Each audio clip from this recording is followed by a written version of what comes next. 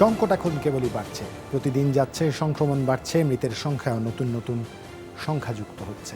তাই আপনাদের প্রত্যেকের প্রতি অনুরোধ, যারা এই মুহূর্তে দেখছেন, টেলিভিশন সেটের সামনে আছেন কিংবা সামাজিক যোগাযোগ মাধ্যমে আছেন, তাদেরকে অনুরোধ করব দয়া করে লাইভ ফিডটি আপনাদের বন্ধু তালিকায় সবার সাথে শেয়ার করবেন। তাতে করে অনেকেই হয়তো বন্ধু তালিকায় থাকা যারা স্বাস্থ্য জিজ্ঞাসার উত্তর খুঁজছেন কিংবা একটা অন্তত সমাধান তারা তাদের মতো করে পেয়ে যাবেন। এছাড়াও যদি কোভিড কিংবা নন কোভিড যে কোনো স্বাস্থ্য জিজ্ঞাসা আছে, করোনা হেল্প ডেস্ক আপনাদের জন্য শনি থেকে বৃহস্পতি প্রচারিত হচ্ছে। আজ জুলহা জুবাইর এই আয়োজনে আপনাদের সাথে আছি। সরাসরি ফোন করতে পারেন আপনারা, যার উত্তর দিতে প্রতিদিনের মতো আজও আমাদের সাথে আছেন অধ্যাপক ডাক্তার এস এম মোস্তফা জামান, মেডিসিন ও হৃদরোগ বিশেষজ্ঞ কর্মরত রয়েছেন বঙ্গবন্ধু শেখ মুজিব মেডিকেল বিশ্ববিদ্যালয়। আছেন ডাক্তার শারমিন আব্বাসী, যিনি প্রসূতি ও স্ত্রী বিভাগের সহযোগী অধ্যাপক হিসেবে দায়িত্ব পালন করছেন আনোয়ার খান মডার্ন মেডিকেল কলেজ ও হাসপাতালে। আর অল্প সময়ের মধ্যে আমাদের সাথে ডাক্তার আবু সাইদ শিমুল যুক্ত হবেন, যিনি শিশুরোগ বিশেষজ্ঞ হিসেবে দায়িত্ব পালন করছেন মুগদা মেডিকেল কলেজ হাসপাতালে। এবার বাস্তবতায় ফিরে আসতে চাই। করোনায় দেশে প্রাণ হারিয়েছেন আরও 241 জন। এ নিয়ে মোট মৃত্যু 21,638। 24 ঘন্টায় শনাক্ত হয়েছেন নতুন করে 13,817 জন। পরীক্ষার অনুপাতে শনাক্তের হার 27.91%। নমুনা পরীক্ষা হয়েছে 49,514টি। এ পর্যন্ত শনাক্ত 13,09,910 জন। 24 ঘন্টায় সুস্থ হয়েছেন 16,112 জন। মোট সুস্থ এখন 11,41,157 জন। মৃত 241 জনের মধ্যে 125 জনই পুরুষ, বাকি 116 জন নারী। বিভাগীয় ভিত্তিকে প্রাণহানি হিসেবে ঢাকায় সর্বোচ্চ 93 জন মারা গেছেন। এছাড়া চট্টগ্রামে 68, খুলনায় 36, রংপুরে 15, রাজশাহীতে 12, ময়মনসিংহে 7, বরিশাল ও সিলেটে 5 জন করে মারা গেছেন।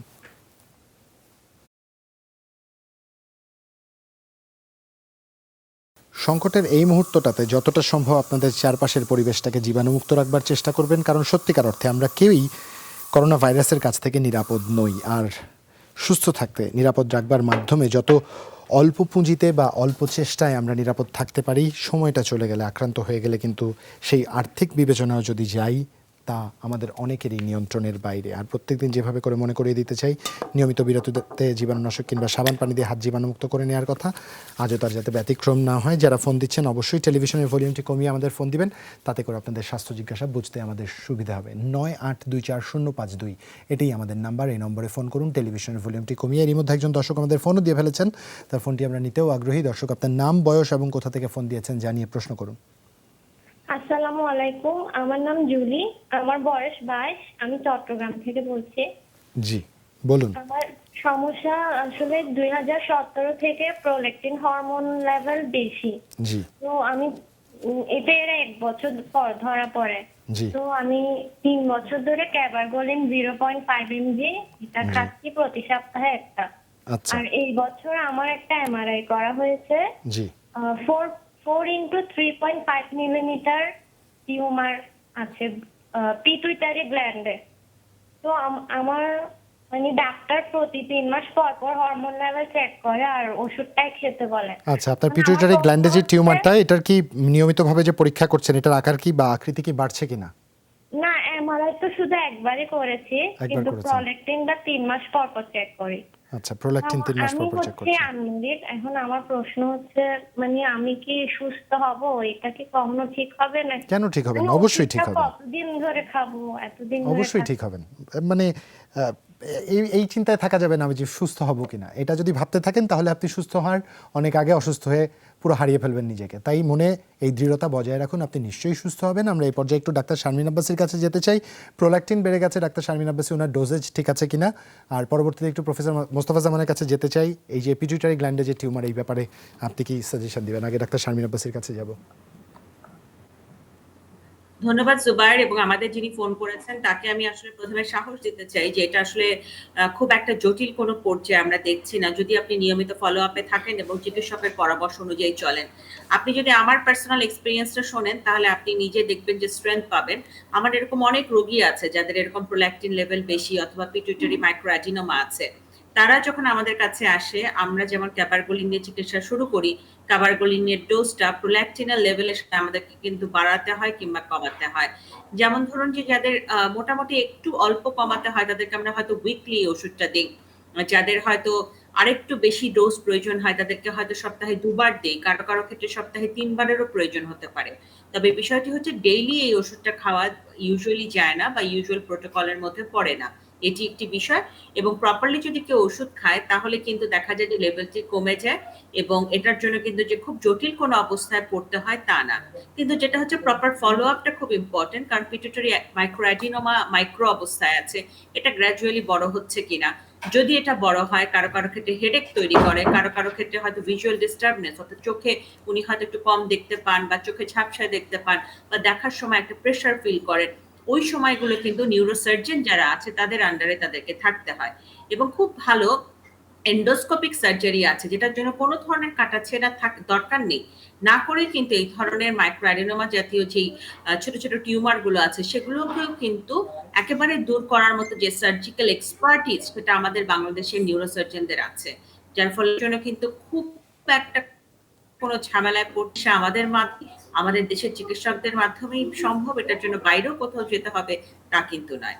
আর আমার কাছে মনে হয় অধ্যাপক মোস্তফা জামান আমার থেকেও হয়তো ভালো আরো কিছু যুক্ত করতে পারবেন এখানে। আমি একেবারে সংক্ষিপ্ত করে বলছি, আসলে আমাদের দেশে অনেকেই এই ধরনের সমস্যায় ভুগে থাকেন এবং আতঙ্কগ্রস্ত হয়ে থাকেন। একটি কথা মনে রাখতে হবে, most of the pituitary tumours are benign, অর্থাৎ নন ক্যান্সারাস, এবং এটি কিন্তু সেই জায়গা, অন্যান্য ক্যান্সার যেমন বলে যে এক জায়গা থেকে আরেক জায়গায় ছড়িয়ে যায়, এটি কিন্তু কখনোই সেরকম হয় না। সুতরাং পিটুইটারি গ্ল্যান্ডের অ্যাডেনোমা হতে পারে অথবা ছোটখাটো টিউমার হতে পারে, এটা নিয়ে আতঙ্কগ্রস্ত হবে না। দেখতে হবে পিটুইটারি গ্ল্যান্ডের মাধ্যমে যে হরমোনগুলো সিক্রেশন হয় সেটা কি অ্যাবনর্মাল গ্রোথ হচ্ছে ভাবে সেই হরমোন তৈরি করছে কিনা, বেশি হরমোন তৈরি করছে কিনা অথবা কম হরমোন তৈরি করছে কিনা, এর সঙ্গে বডির যে রেগুলেশন যেটিকে মেনটেন করছে তাতে কোনো ব্যাঘাত ঘটাচ্ছে কিনা। একটি রিপোর্টে আসলেও সঙ্গে সঙ্গে তা নিয়ে আপনারা বাধাগ্রস্ত বা আতঙ্কগ্রস্ত হবেন না। ফলো আপে থাকেন, ফলো আপে থেকে দেখেন যে তার রিপোর্টগুলো কি কম বেশি হচ্ছে কিনা, আতঙ্কগ্রস্ত হবেন। একটি কথা বলছি, বেশিরভাগ ক্ষেত্রে এই ছোটখাটো যে অ্যাডেনোমাগুলো হচ্ছে এটি নন ক্যান্সার, এগুলো ক্যান্সার হয় না। সুতরাং আমি বলবো একটু ফলো আপে থাকবেন। যে কথা ডাক্তার শারমিন আব্বাসী বলছেন, আমিও বলবো আপনার একসাথে একটু আপনার চিকিৎসকের সাথে একটু সাক্ষাতে ফলো আপ থাকুন। আমাদের বিশ্বাস আস্তে আস্তে যদি আপনাকে একদিকে চিকিৎসা চলবে, পাশাপাশি আপনাকে মানসিকভাবেও কিন্তু চাঙ্গা রাখতে হবে, তাহলে কিন্তু আপনার আগামী দিনে যে চিকিৎসা পদ্ধতি আর একটু ভালোভাবে আপনি মেনটেন করতে পারবেন বলে আশা করি। ধন্যবাদ প্রফেসর মোস্তফা জামান। ডাক্তার আবু সাইদ শিমুল, আপনার জন্য জ্যোতির বিষয়ে প্রশ্ন করা হয়েছে। জ্যোতির বয়স 27 মাস, তার সবই ঠিক আছে, খাওয়া দাওয়া স্বাভাবিক, সুস্থ আছে, খেলাধুলাও সে ঠিকমতো করছে, স্বাভাবিক খাবারও খাচ্ছে, কিন্তু তার যেটা সমস্যা হয়, সে যখন রাতে ঘুমায়, ঘুমিয়ে পড়ার পরে দুটো কাশি দেয়, এরপরে এমন একটি বিষয় হয় যে তার বমি আসবে, এমনটাই লিখবার চেষ্টা করেছেন। বমি বমি হয় এবং সে বমি করবারও চেষ্টা করে, কিন্তু বমি হয় না। আপনার কাছে সমাধান চেয়েছেন। এটা আসলে অনেক কারণে হতে পারে। একটা হতে পারে যে পেটের যে সমস্যাটা, হয়তো খাবার রাতের দিকে উপরের দিকে উঠে যায়, তার বমি বমি ভাব হয়, গ্যাস বেড়ে যায়। আবার হতে পারে যে হ্যাঁ, শ্বাসনালীতেও কোনো সমস্যা থাকতে পারে। অনেক সময় যেটা হয় যে ছোট শিশুদের আমরা বলি উপরের দিকে যে অংশটা, সেটা কিন্তু শ্বাসনালীর সেটা কমন প্যাসেজ, সেখানে কিন্তু খাবারটা দেখা যায় শ্বাসনালী চলে যেতে পারে। এক্ষেত্রে কিছু কিছু নিয়ম একটু মানতে হবে। আমরা বলে থাকি অন্তত ঘুমের 2 ঘন্টা আগে খেয়ে ফেলা কিন্তু উত্তম। এটা আমাদের ধর্মে আছে, সায়েন্সে বলা হচ্ছে। কারণ খালি পেটে থাকতে হবে। এবং যদি আমরা বড়দের ক্ষেত্রে যেমন বলি রাতের খাবারের পরে একটু হাঁটাহাঁটি করতে হবে অবশ্যই। অথবা মোস্তফা যেমন প্রায় বলে থাকেন যে অবশ্যই রাতের খাবারটা যেন ঘুমের বেশ কিছুক্ষণ আগে, 2 ঘন্টা হলে আরো ভালো হয়। কারণ খাবার যখন শুতে যাবে তখন কিন্তু উপরের দিকে চলে যেতে পারে। অনেক সময় বাচ্চাদের ক্ষেত্রেও যেটা হয় না তা কিন্তু নাই। অনেকে আবার যেটা করেন যে ঘুমিয়ে ঘুমিয়ে খাওয়াতে পারেন। সেজন্য আমরা বলবো যে আপনি বড় গ্যাপ দিয়ে খাবেন, খাবার নিয়ে জোর করবেন না, এবং রাতে ঘুমানোর আগে অবশ্যই একটু মানে অন্তত 2 ঘন্টা আগে খাওয়াটা শেষ করে দিবেন। দুষ্পাচ্য খাবার যেটা আছে সেটা রাতের দিকে খাবেন, একটু ঝাল ভাজা পোড়া টক জাতীয়। অনেকে জুস অনেক বেশি করে খাওয়ায়, জুস জাতীয় খাবার আমরা বলি প্রয়োজন রয়েছে।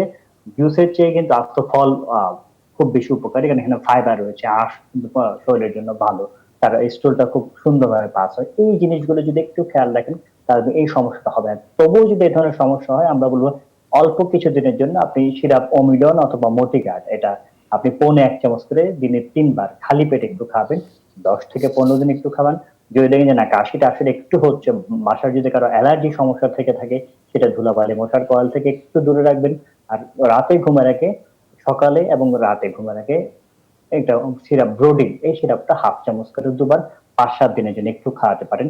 নিয়ম যেগুলি বললাম সেগুলি খাবেন। রাতে ঘুমের সময় বালিশটা একটু উঁচু করে দিবেন, নিচু বালিশ দিবেন না।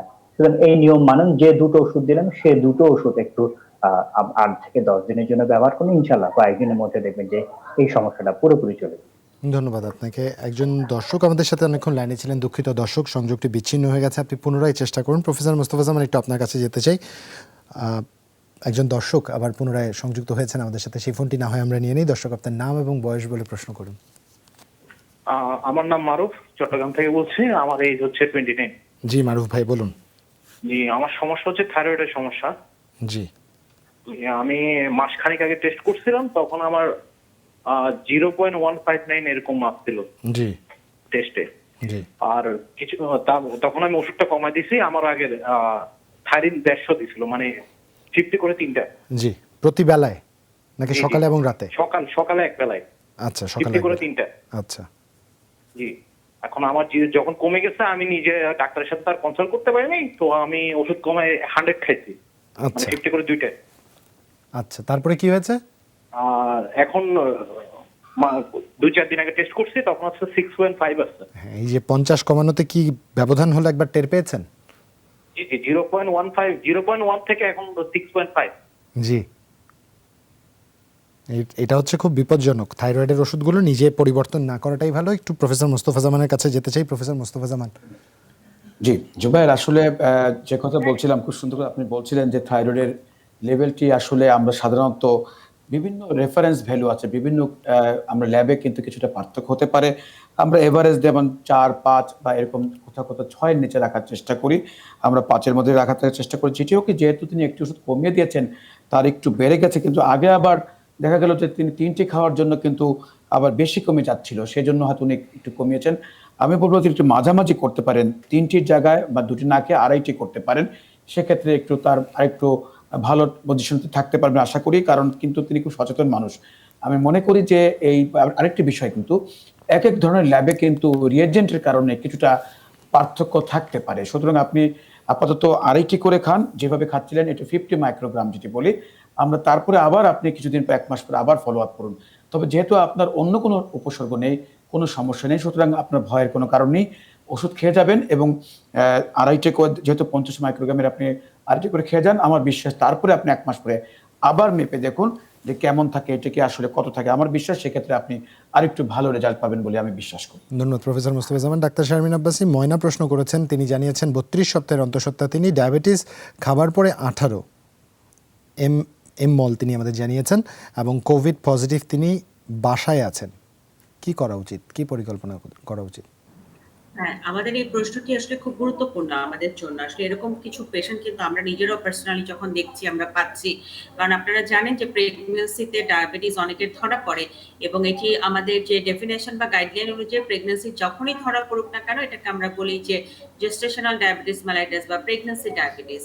এবং এটি যখন 30 সপ্তাহের পরে যায়, তখন কিন্তু প্রেগন্যান্সিতে এই ডায়াবেটিসটি আনকন্ট্রোল হওয়ার সম্ভাবনাটা বেড়ে যায়।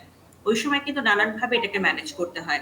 আমাদের যে পেশেন্টটি, উনি যে প্রশ্নটি পাঠিয়েছেন, সেখানে উনি উল্লেখ করেছেন যে উনি মেটফর্মিন জাতীয় ওষুধে থাকতেন, এবং তারপরে উনি কিছুটা ডায়েট কন্ট্রোলের মধ্যেও ছিলেন, এবং তার কিন্তু ব্লাড সুগারটা কন্ট্রোল হচ্ছে না। 18 যখন খাওয়ার 2 ঘন্টা পরে আমরা ব্লাড সুগার লেভেল পাই, এখানে কিন্তু ইনসুলিন যোগ করা ছাড়া আমাদের আর কোনো বিকল্প পথ নেই। আমরা বলি যে প্রেগন্যান্সিতে আমরা প্রথমত যেটা যুক্ত করি সেটা হচ্ছে র‍্যাপিড অ্যাক্টিং ইনসুলিন, যেটা দ্রুত কাজ করে। এবং যদি কারো দেখি যে ফাস্টিংটা বেশি থাকে, তখন হয়তো রাতের বেলা আমাদেরকে ইন্টারমিডিয়েট অ্যাক্টিং জাতীয় ইনসুলিনটা যোগ করতে হয়। কিন্তু উনি যে মেটফর্মিনটি খাচ্ছেন, সেটি আসলে এখানে কোনো রকম কাজ করবে না। তাই আমি বলবো যে এখন আসলে উনি অ্যাট্রাপিড জাতীয় যে ইনসুলিনগুলো বাজারে পাওয়া যায়, এগুলো ইনিশিয়াল যে ডোজটি থাকে সেই ডোজে শুরু করতে হবে। যেমন আমরা বলি যে ওনার যে অবস্থাটি, উনি 6-6-6 এই ডোজে শুরু করতে পারেন। তারপরে আমরা বলি যে +-2 আপনি ব্লাড সুগারটা দেখবেন, যদি দেখেন যে না 6 নিয়ে কন্ট্রোল হচ্ছে না, তখন আপনি 8 করবেন, 8 নিয়ে কন্ট্রোল হচ্ছে না, তখন আপনি 10 করবেন। এভাবে গ্র্যাজুয়ালি বাড়াতে হবে। প্রথমেই আমরা ইনিশিয়াল অবস্থায় খুব হাই ডোজে ইনসুলিন দিতে পারি না, বা যেটা দেওয়া উচিতও না। কারণ আমি একটি কথা ওনাকে মনে করিয়ে দিতে চাই, প্রেগন্যান্সিতে ব্লাড সুগার বেশি যেমন খারাপ, আবার যদি হাইপোকারও হয়ে যায়, সেটা কিন্তু বাচ্চার জন্য খুবই খারাপ একটা বিষয় তৈরি করতে পারে। অতএব সেই জায়গাটাও কিন্তু খেয়াল রেখে আমাদেরকে ডায়াবেটিসটাকে কন্ট্রোল করতে হবে। কোভিড পজিটিভ ডায়াবেটিসের কিন্তু আমরা দেখছি মাত্রাটি অতিরিক্ত। বাসায় চিকিৎসা নিচ্ছেন, ঠিক আছে, আপনি চিকিৎসা নেন। কোভিড এর জন্য নিশ্চয়ই কোভিড ডেডিকেটেড যে ডাক্তাররা আছেন, তাদের সাথে আপনি যোগাযোগ রেখেছেন। কিন্তু এখানে আমি কয়েকটা বিষয় উল্লেখ করতে চাই, যেহেতু ডায়াবেটিস বেশি, রিস্কটা থেকে যায়। বাচ্চার নড়াচড়াটা খেয়াল করবেন, কোনো কারণে ব্লিডিং হচ্ছে কিনা, নিচে পানি যাচ্ছে কিনা, মাত্রাতিরিক্ত জ্বর চলে আসছে কিনা, এই জায়গাগুলো কিন্তু আমাদেরকে আটকাতে হবে। কোভিড এর ট্রিটমেন্ট অনলাইনে চলবে। অবস্টেট্রিক্যাল ম্যানেজমেন্ট ভিউতে আমি বলবো যে আপনাকে ডায়াবেটিস কন্ট্রোল করতে হবে, বাচ্চা নড়াচড়া খেয়াল করতে হবে এবং অতিরিক্ত জ্বর যেন 101 102 এর উপরে না যায় সেটাকে কমিয়ে রাখার জন্য প্যারাসিটামল তো নেবেন, দরকার হলে সাপোজিটরি ইউজ করতে হবে, গায়ে স্পঞ্জিং করতে হবে এবং কয়েকটি চিহ্ন যদি আপনি দেখেন আপনি দেরি না করে হাসপাতালে চলে আসবেন। প্রথমত 94 এর নিচে যদি আপনার স্যাচুরেশন চলে আসে, সেকেন্ড ব্লাড সুগার কোনোভাবে কন্ট্রোল হচ্ছে না, থার্ড কোনো কারণে পানি ভেঙে যাচ্ছে, ফোর্থ কোনো কারণে ব্লিডিং হচ্ছে, ফিফথ কোনো কারণে বাচ্চা নড়াচড়া কম পাচ্ছেন, এই কয়েকটা জিনিস যদি আপনি দেখেন আমি বলবো যে আপনি একটু দেরি না করে ইমার্জেন্সি হাসপাতালে অ্যাডমিশন নেবেন এবং এই মুহূর্তে আপনি এবং আপনার পরিবার একটা প্ল্যানে কাগজে লিখে রাখুন কোন হাসপাতালে কিভাবে যাবেন। রাত 3টায় যদি যাওয়ার প্রয়োজন হয় গাড়ি কে দেবে, টাকা পয়সা কোত্থেকে আসবে, কে অ্যাটেন্ডেন্ট হবে এবং যেহেতু কোভিড পজিটিভ আমি বলবো first target should be COVID dedicated হাসপাতাল, Mugda medical college, Dhaka medical college হাসপাতাল বা প্রাইভেট সেক্টরে যারা কোভিড এর ট্রিটমেন্ট দিচ্ছে প্রপার ওয়েতে তাদেরকে কিন্তু আপনি চুজ করে যে কোনো সময় ভর্তি হতে পারবেন। ধন্যবাদ আপনাকে ডাক্তার শারমিন আব্বাসী। একজন দর্শক আছেন আমাদের সাথে অনেকক্ষণ ধরে লাইনে। দর্শক, আপনার নাম, বয়স এবং কোথা থেকে ফোন দিয়েছেন জানিয়ে প্রশ্ন করুন। আমি ধামরাই, ঢাকায় থেকে। জি আপা, কে বলছেন? আমি বলছি সাজেদা। জি আপা, আমার সাজেদা। বলুন। আমার বাচ্চার জন্য। জি আপা, কি হয়েছে বাচ্চার? বাচ্চা হলো মানে মাথার ব্যথা। মাথা ব্যথা। বয়স কত ওর? 5 বছর। 5 বছর। মাথা ব্যথা। মাথা ব্যথা। আচ্ছা, এবং তার ঠান্ডার অ্যালার্জি আছে। ঠান্ডার অ্যালার্জি আছে। কতদিন ধরে মাথা ব্যথা বলছে সে? কতদিন ধরে? 2 মাস আগে মানে মাঝে মাঝে বলতো যে যখন নাকি তার জিদ হইতো, মানে আচ্ছা। একটা কথা বললে যদি বড়রা না শুনতো তখন সে কান্নাকাটি করতো, জিদ হইতো, তখন বলতো আমার মাথা ব্যথা করে, আমার বমি আসছে, আচ্ছা এমন এমন বলতো। কিংবা খাবার জন্য খাবারের প্রতি অরুচি আছে, মানে খাইতে চায় না, জোর করে আচ্ছা, জোর করে খাওয়াতে গেলেও বলতো তখন মাথা ব্যথা করছে, তাই তো? হ্যাঁ আমার মাথা ব্যথা করছে, আমার মাথা ভার হয়ে যাচ্ছে, মাথা ভার হয়ে এগুলো যাচ্ছে। বলতো। বাড়িতে হ্যাঁ, এগুলো বাড়িতে বলতো। এমনটা কাউকে বলতে শুনেছে এমন হয়েছে মাথা ব্যথা করছে, ভার হয়ে যাচ্ছে মাথা? হ্যাঁ এমন বলতো, কিন্তু ইদানিং সে সব সময় কান্নাকাটি করে এবং বলে যে আমার মাথা ভার হয়ে গেছে, আমার মাথা ব্যথা করতেছে। সে আবার পরপর 2টা ব্যথা পাইছে, মাথা আঘাত আচ্ছা, পাইছে। আচ্ছা। একটা হলো দরজায় বাটি খাইছে আর একটা হলো ফ্লোর পড়ে গেছে, বুঝছেন? আচ্ছা, তারপর থেকে সে মানে সবসময় কন্টিনিউ বলতেছে। ওর কি ল্যাপটপ বা মনিটরের দিকে, স্ক্রিনের দিকে তাকিয়ে থাকার অভ্যাস আছে? এই বয়সে অনেকে কার্টুন দেখে বা। হ্যাঁ ও কার্টুন দেখে খায়। আচ্ছা, বুঝতে পেরেছি। ডাক্তার আবু সাইদ শিমুল, আপনার যদি আর কিছু জানবার না থাকে আমরা বিরতি থেকে ফিরে এসে উত্তরটা দিতে চাই। একটু জানবার হচ্ছে, বয়স বলেছেন 5 বছর, তাই তো? জি। ওর আচ্ছা, ঠান্ডার আপনার অ্যালার্জি। বা ওর খালাদের বা আপনার মায়ের মানে ওর নানির এই ধরনের ব্যথা ছিল কিনা? হ্যাঁ হ্যাঁ ব্যথা আছে। আচ্ছা, ওর আরেকটা নানা ব্যথা। জি জি, আরেকটা বিষয় হচ্ছে যে ওর ঠান্ডা লাগলে কি এই ব্যথাটা বাড়ে, মানে সর্দি বা এরকম ঠান্ডা লাগলে? না না, ঠান্ডার সময় ওই সময় ব্যথা অত বলে না ওর। আচ্ছা, ব্যথাটা কোন প্রায় দিকে বেশি হয়, মাথার সামনের দিকে না এক সাইডে? কপালে, কপালে সামনের দিকে। জি জি, ঠিক আছে, আমরা বুঝতে পেরেছি। জুবাইর, ধন্যবাদ। উত্তরটা বোধহয়, আমাদের একটা জি। বিরতিরও সময় হয়ে গেছে, একটা বিরতি নিয়ে আমরা ফিরছি এক্ষুনি।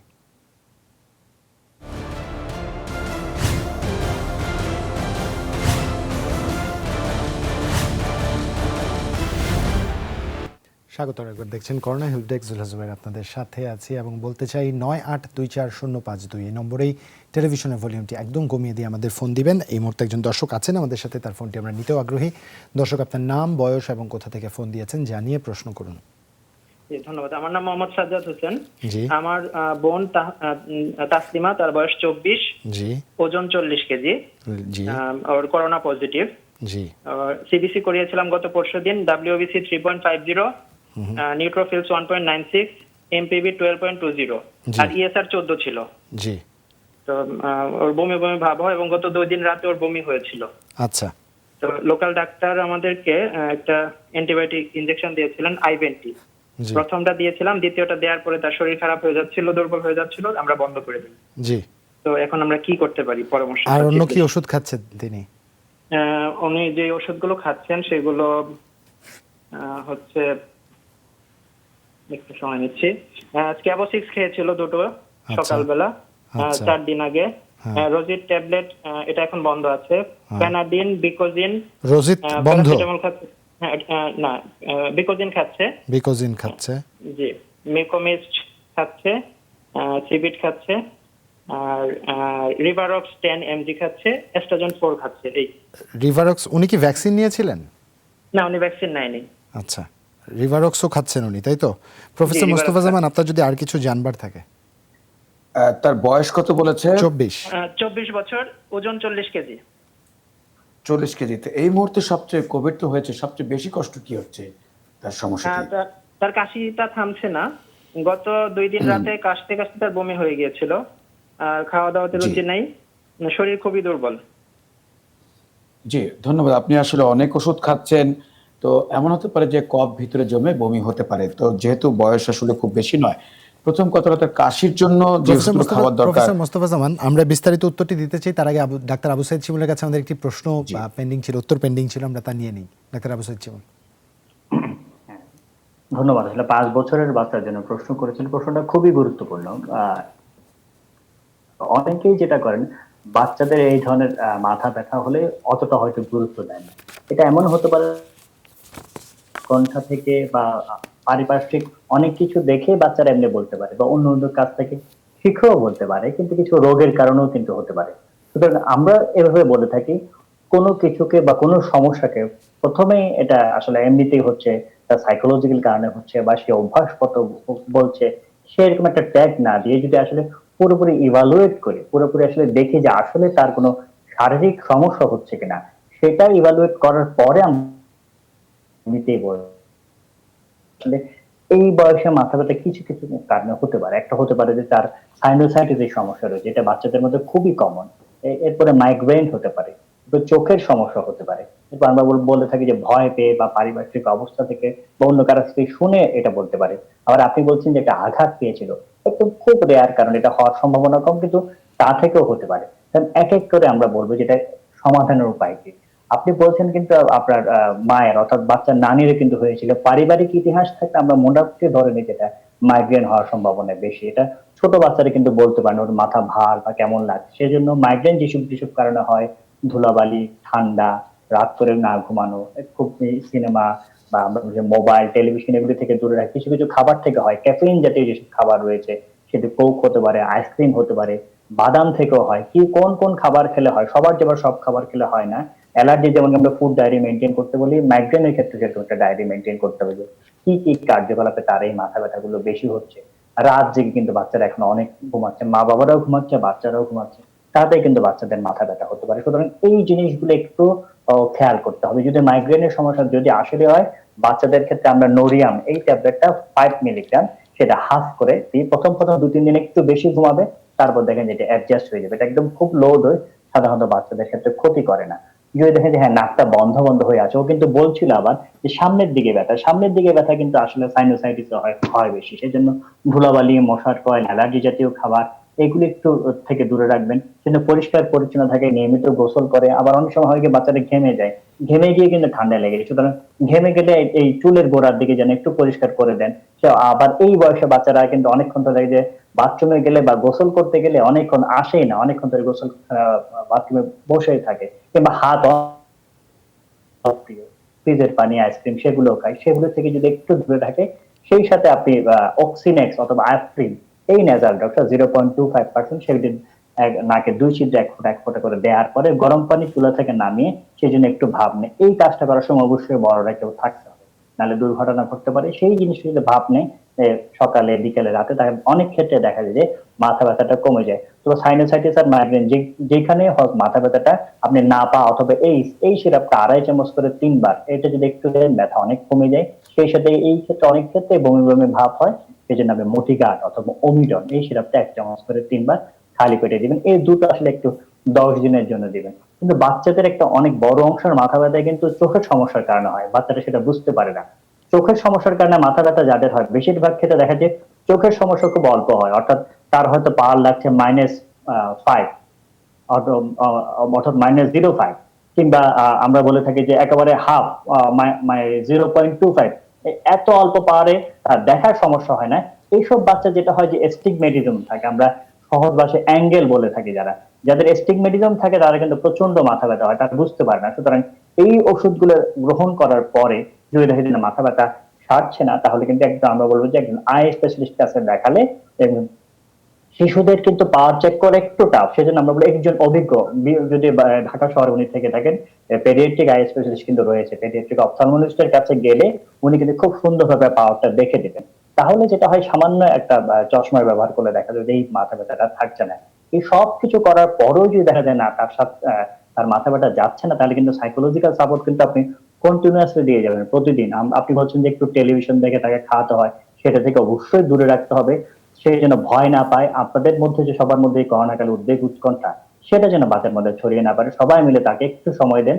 আর তার সাথে সাথে যেই নিয়মগুলি বললাম, যেই উপদেশগুলো দিলাম এবং যে ওষুধগুলো দিলাম, সেগুলো যদি একটু গ্রহণ করেন, বেশিরভাগ ক্ষেত্রে এই মাথা ব্যথাটা দেখবেন যে কয়েকদিনের মধ্যে পুরোপুরি ভালো হয়ে যাবে। আপনার বাচ্চা নিশ্চিতভাবে, আমরা বিশ্বাস করি, অল্প দিনের জন্য ভালো হয়ে যাবে। ধন্যবাদ ডাক্তার আবু সাইদ শিমুল। প্রফেসর মোস্তফা জামান।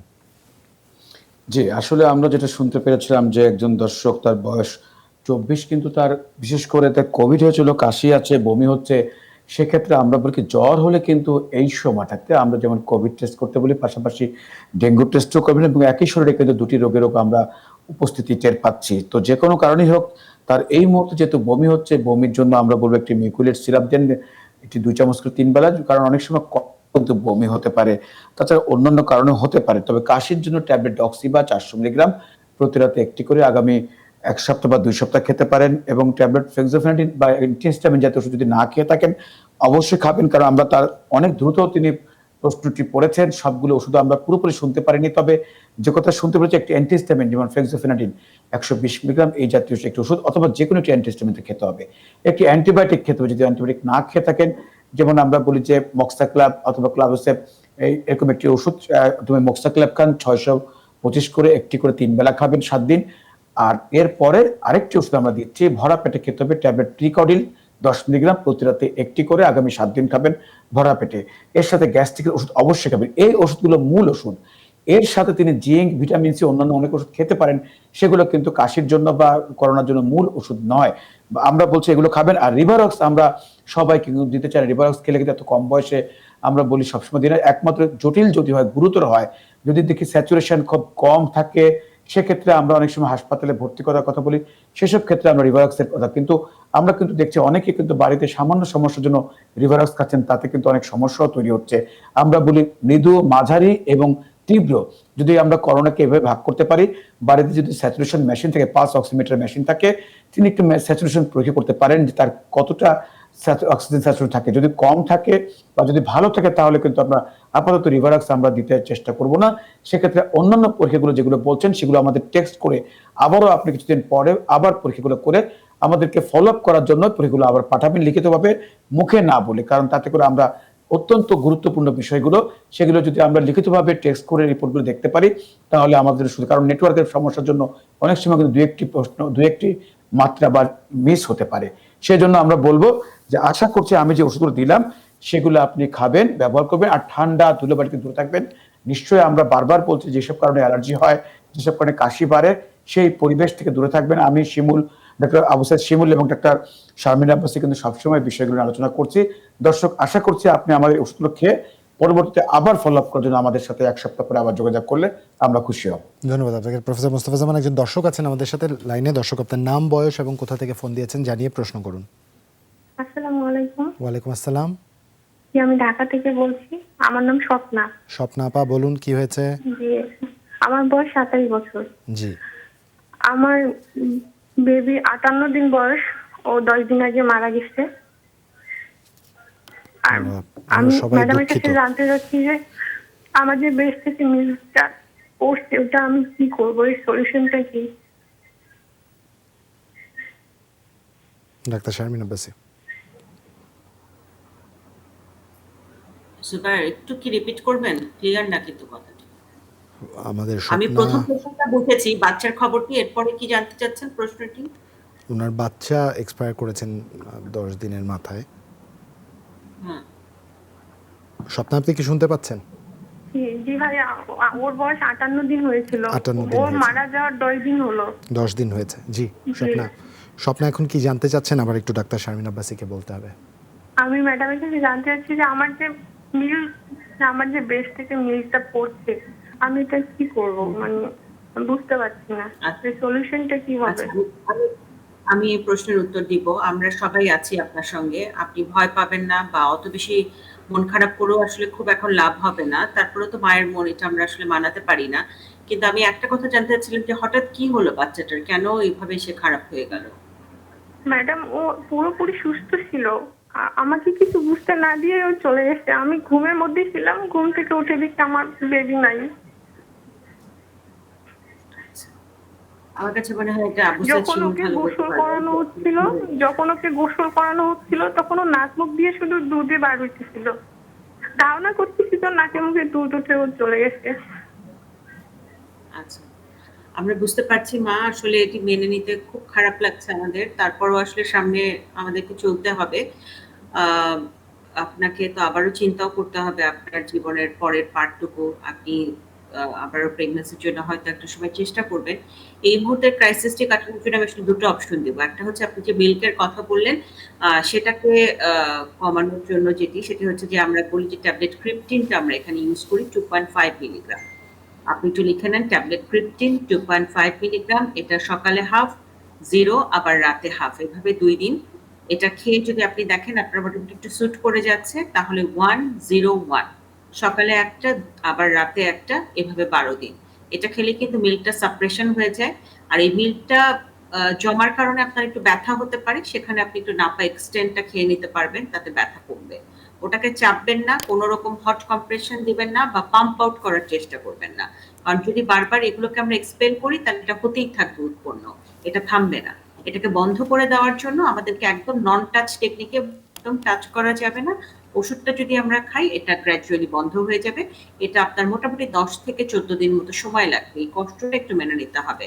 আর ব্যথার জন্য আমরা বলবো একদম নিয়ম করে 3 বেলা প্যারাসিটামল খেতে পারবেন, কোনো সমস্যা নেই। আর আপনার রাতে ঘুমের একটু সমস্যা হবে, আমি বলবো যে ট্যাবলেট সেডিন, এটা যদি আপনি 1 সপ্তাহ কন্টিনিউ করেন, কারণ আমি নিজেও একজন মা, এটা আসলে মেনে নেওয়া যায় না সন্তানের এরকম একটা বিষয়। আমি বলবো যে আপনি যদি একটু কোনো ঘুমের জন্য কিছু একটা খান রাতে, এটি আপনার জন্য ভালো হবে। এবং পরবর্তী প্রেগন্যান্সি অবশ্যই চিন্তা করে প্ল্যান করে আগে থেকে চিকিৎসকের সঙ্গে কথা বলে তারপরে আমাদেরকে নিতে হবে। আপনি ভালো থাকবেন, আপনার জন্য এবং সন্তানের জন্য আমাদের অনেক দোয়া থাকছে। অসংখ্য ধন্যবাদ ডাক্তার শারমিন আব্বাসী। আমরা একটা বিরতি নিয়ে নিই, কারণ আমার নিজের স্বাভাবিকতা একটু সময় লাগবে। দর্শক, ছোট একটা বিরতির উপরে দেখা হচ্ছে, সাথেই থাকুন।